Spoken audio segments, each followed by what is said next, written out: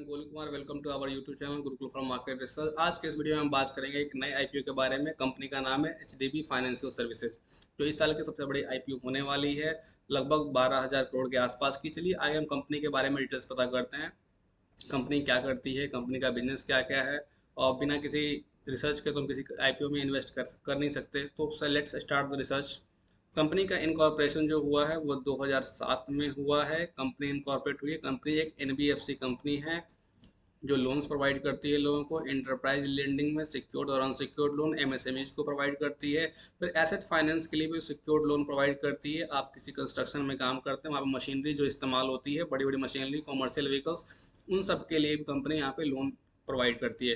Consumer finance में बात करेंगे तो सिक्योर्ड और अनसिक्योर्ड दोनों तरह के लोन्स प्रोवाइड करती है company. Consumer durables, digital and lifestyle products, two wheelers, automobiles and other unsecured personal loans भी कंपनी यहाँ पे प्रोवाइड करती है। कंपनी के आईपीओ डीलर्स के बारे में अगर हम बात करें तो कंपनी का जो सेक्टर है वो फाइनेंस सेक्टर की कंपनी है और ये एनबीएफसी होने वाली है। आईपीओ का साइज है 12,500 करोड़ का, जिसमें का ओएफएस ऑफर फॉर सेल हमारे पास 10,000 करोड़ का होने वाला है। बाकी का 2,500 करोड़ जो हमारा होगा वो हमारा फ्रेश इशू होगा। दूसरी बात, कंपनी का जो आईपीओ प्राइस है वो 700 से लेकर के 740 रुपये इसका प्राइस बैंड रहने वाला है। कंपनी का सब्सक्रिप्शन का जो स्टार्ट डेट है वो 25 जून 2025 से है और क्लोजिंग ऑफर 27 जून 2025 को है। फिर अलॉटमेंट का डेट है 30 जून 2025 को, लिस्टिंग 2 जुलाई 2025 को, और शेयर होल्डर कोटा भी यहाँ पे अवेलेबल है। नेक्स्ट हम बात करते हैं कंपनी के लॉट साइज के बारे में। तो कंपनी का एक लॉट 20 शेयर का होने वाला है। रिटेल कैटेगरी में आप 14,800 रुपये से एक लॉट के लिए अप्लाई कर सकते हैं। Minimum small H N I category में आप 2,07,200 रुपये से 14 लॉट के लिए, और big H N I category में 10,06,400 रुपये से आप 68 यानी कि 68 लॉट्स के लिए आप अप्लाई कर सकते हैं। कंपनी का आईपीओ लाने के पीछे का पर्पस क्या है? पर्पस कंपनी के पास है फ्यूचर कैपिटल रिक्वायरमेंट्स को मीट करना, यानी कि जो भी कंपनी का काम है, एंटरप्राइज लेंडिंग, एसेट फाइनेंस और कंज्यूमर फाइनेंस, इसमें फ्यूचर में और इसको एक्सपेंड करना कंपनी का पर्पस है इस आईपीओ के पीछे। अब फाइनेंशियल इन्फॉर्मेशन के बारे में बात करते हैं कंपनी के। तो यहाँ पे हमारे पास 3 साल का डेटा अवेलेबल है, 2023 का, 2024 का और 2025, 31 मार्च 2025 तक का डेटा हमारे पास अवेलेबल है। एसेट की बात करें तो कंपनी का एसेट 2023 में 70,000 करोड़ के आसपास, फिर यहाँ पे 92,000 करोड़ का, फिर 1,08,000 करोड़, यानी कि एसेट हमारा यहाँ पे इंक्रीज कर रहा है। रेवेन्यू की बात करें तो 12,402 करोड़, 14,171 करोड़ और 16,300 करोड़ रेवेन्यू भी कंपनी का काफ़ी अच्छा इंक्रीज कर रहा है। एबिटा की बात करें तो 6251 करोड़, 8314 करोड़ और 9512 करोड़, यानी कंपनी का एबिटा भी यहाँ पे इंक्रीज कर रहा है। ठीक है, अब आते हैं हम पैट पे। कंपनी का पैट 2023 में 1959 करोड़, 2460 करोड़ 2024 में, और 2025 में स्लाइटली सा डिक्रीज किया 2175 करोड़। ये यहाँ पे डिक्रीज कर रहा है, यहाँ पे इंक्रीज कर रहा है।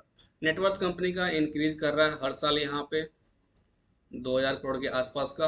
रिजर्व एंड सरप्लस भी कंपनी के पास अच्छे खासे हैं, जो कि इंक्रीजिंग ऑर्डर में ही है। आप देखेंगे 2023 में 10,645 करोड़, 2024 में 12,949 करोड़, 2025 में 15,023 करोड़। टोटल बोरिंग्स कंपनी की यहाँ पे इंक्रीज करती जा रही है। यहाँ पे 2025 एंड में और 2025 फाइनेंशियल ईयर, जब 31 मार्च 2025 का फाइनेंशियल ईयर था, वहाँ पे स्टार्टिंग में कंपनी के पास 87,397 करोड़ के यहाँ पे कंपनी का बोरोइंग, जिसके कारण कंपनी का पैट क्या हुआ, हल्का सा रिड्यूस हुआ। पैट मार्जिन की बात करें तो 15.79%, 17.36%, और पैट मार्जिन यहाँ पे 31 मार्च 2025 को 13.34% का पैट मार्जिन कंपनी के पास अवेलेबल है। तो फाइनेंशियल्स कंपनी का बढ़िया है। नेक्स्ट हम बात करते हैं की परफॉर्मेंस इंडिकेटर के बारे में। कंपनी का जो मार्केट कैप है 61,253 करोड़ का है। कंपनी का ROE 14.72%, ROCE return on capital employed company का 9.79%। डेट बाय इक्विटी, तो डेट तो होगी क्योंकि नॉन बैंकिंग फाइनेंशियल कंपनी है, फाइनेंस करती है, लोन्स देती है, तो डेट तो होना लाजमी है। यहाँ पे 5.85 टाइम्स। और पैट मार्जिन कंपनी का यहाँ पे 16.74% पैट का मार्जिन, यानी कंपनी का जो भी रिटर्न है वो 16% के अराउंड का कंपनी के पास प्रॉफिट्स आते हैं आफ्टर टैक्स। ईपीएस की बात करें, pre IPO 27.41, post IPO 26.29, PE company का 27 है, लगभग 28, यहाँ पे ये 28 के आसपास का हो जाएगा पोस्ट आईपीओ। अब आते हैं हम यहाँ पे पीयर कंपैरिजन के बारे में। पीयर कंपैरिजन की अगर हम बात करें तो इस कंपनी के मुकाबले कौन कौन सी कंपनियां यहाँ पे अवेलेबल है पहले से? Bajaj finance limited, Sundaram finance, L&T finance limited, Mahindra and Mahindra financial services, Cholamandalam finance और श्रीराम फाइनेंस। ये पहले से लिस्टेड कंपनियां यहाँ पे अवेलेबल हैं। इन सब के मुकाबले अगर हम ईपीएस की बात करें तो बजाज फाइनेंस का ईपीएस 26 का है, सुंदरम का बहुत ज़्यादा है 170, और एल&टी का तो बहुत कम है 10, महिंद्रा एंड महिंद्रा का 18 है, चोलामंडलम का 50 और श्रीराम फाइनेंस का 50। तो इसका आसपास में बजाज फाइनेंस के आसपास का ईपीएस है यहाँ पे। पी रेशियो की अगर हम बात करें तो पी रेशियो हमारे पास यहाँ पे पोस्ट आईपीओ इसका तो होने वाला था 18 पॉइंट के समथिंग, 18 के समथिंग। बजाज का 34 पॉइंट है, सुंदरम फाइनेंस का 28, एल&टी फाइनेंस का 17.9, महिंद्रा एंड महिंद्रा फाइनेंस का 14.5 और चोलामंडलम का 31.4 और श्रीराम फाइनेंस लिमिटेड का 13।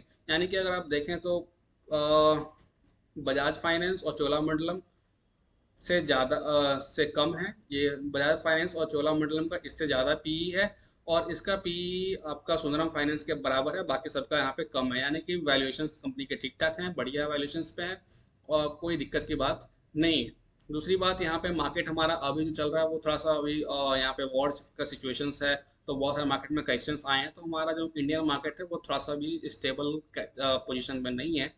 सो दैट यहाँ पे इन्वेस्टमेंट के पर्पज से अगर आप जीएमपी जानना चाहते हैं तो ग्रे मार्केट प्रीमियम जो है कि अनरेगुलेटेड मार्केट होता है, वहाँ पे 8.11% का जीएमपी चला है, यानी कि एक लॉट पे आपका इन्वेस्टमेंट पे आपको 8 पॉइंट समथिंग का रिटर्न एज पर जीएमपी मिलने वाला है आज के दिन, जिस दिन ये वीडियो रिकॉर्ड हो रही है। अब लिस्टिंग के दिन जो भी जीएमपी होगी उस दिन आपको उसके आसपास का प्रॉफिट देखने को मिल सकता है कि अनरेगुलेटेड मार्केट में जो प्राइस चल रही होती है उसके हिसाब से जीएमपी यहाँ पे दिया जाता है। ठीक है, I hope this video will be informative for all of you. मिलते हैं तब तक के लिए नेक्स्ट वीडियो में, तब तक के लिए bye bye, take care, have a nice day.